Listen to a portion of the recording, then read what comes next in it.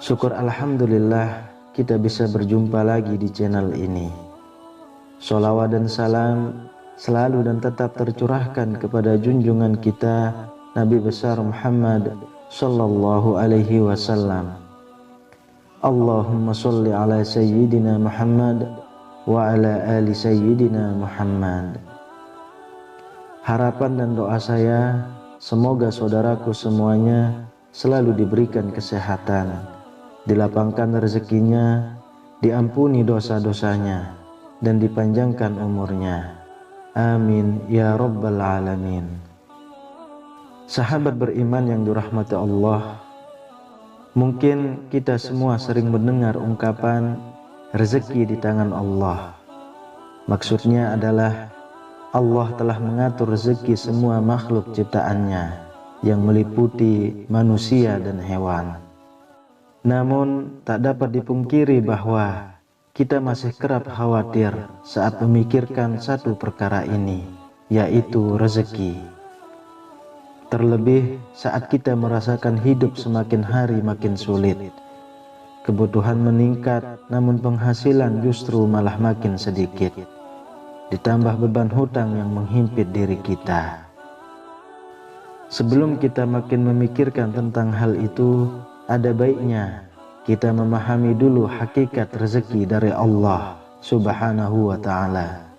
Dengan begitu, kita akan lebih kuat dan tangguh jalani hidup ini yang tak akan pernah terlepas dari berbagai cobaan.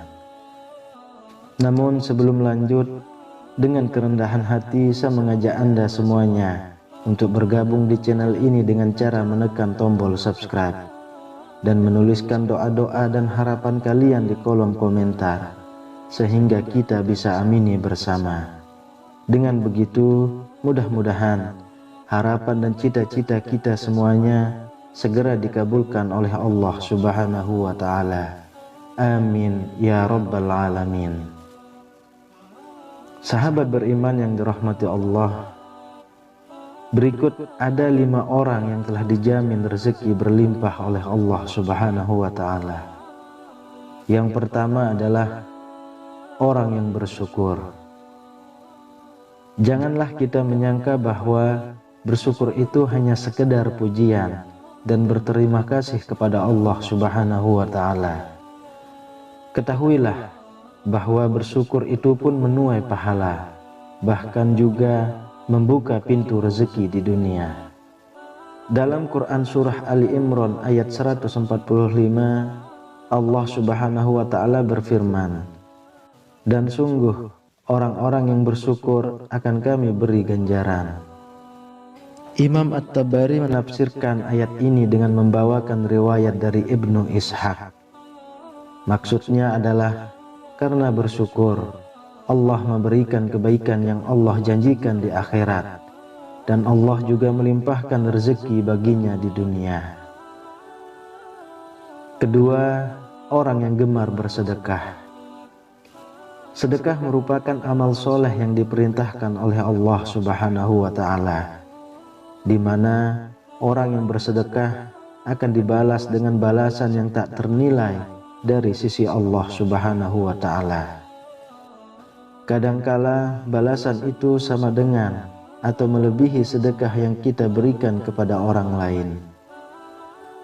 Dalam Quran surah Al-Hadid ayat 18, Allah Subhanahu wa ta'ala berfirman, "Sesungguhnya orang-orang yang bersedekah, baik laki-laki maupun perempuan, dan meminjamkan kepada Allah pinjaman yang baik, niscaya akan dilipat gandakan ganjarannya kepada mereka, dan bagi mereka pahala yang banyak."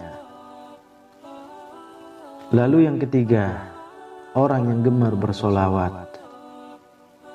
Ka'ab bin Malik berkata, "Saya berkata, wahai Rasulullah, sungguh saya telah memperbanyak bersolawat kepadamu. Lalu seberapa banyak saya jadikan solawat saya kepadamu di dalam doa saya?" Rasulullah SAW menjawab, "Terserah kamu." Ia berkata, "Seperempat." Beliau menjawab, "Silahkan saja, dan jika kamu tambah, maka akan lebih baik. Saya berkata, bagaimana kalau setengahnya? Beliau menjawab, silahkan saja, dan jika kamu tambah, maka akan lebih baik bagimu. Saya berkata, bagaimana kalau 2/3? Beliau menjawab, silahkan saja, dan jika kamu tambah, maka akan lebih baik. Kemudian saya berkata, akan saya tujukan sholawatku kepadamu pada semua waktu. Beliau menjawab, kalau begitu, maka akan dicukupkan semua keinginanmu dan dosamu akan diampuni. Yang keempat, orang yang gemar beristighfar. Dari Ali bin Abi Thalib berpesan, jika rezeki dari Allah terlambat, maka beristighfarlah kepada Allah dan mohonlah semoga Allah melapangkan rezekinya bagi Anda. Rasulullah Shallallahu Alaihi Wasallam bersabda, barang siapa memperbanyak istighfar, niscaya Allah mengubah setiap kesedihannya menjadi kegembiraan. Allah Azza wa Jalla memberikan solusi dari setiap kesempitannya atau kesulitannya, dan Allah anugerahkan rezeki dari arah yang tiada disangka-sangka. Hadis riwayat Ahmad dan Al-Hakim. Kemudian yang kelima, sholat tahajud dan sholat duha. Sholat tahajud merupakan sholat yang sangat dianjurkan karena dikerjakan di waktu malam hari. Rasulullah Shallallahu Alaihi Wasallam kerap melakukan sholat malam ini yang menyimpan banyak anugerah. Di dalam surah Al-Isra ayat 79 menyebutkan bahwa orang yang melaksanakan sholat tahajud akan diangkat di tempat yang terpuji.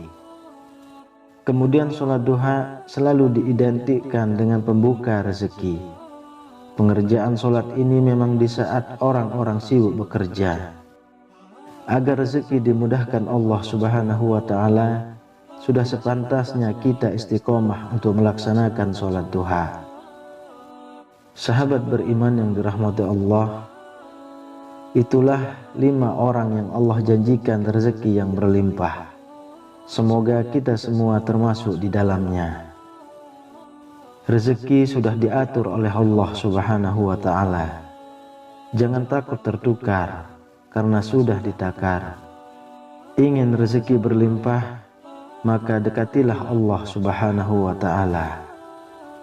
Demikian yang bisa saya bagikan, semoga bermanfaat untuk kita semua. Amin ya rabbal alamin. Assalamualaikum warahmatullahi wabarakatuh.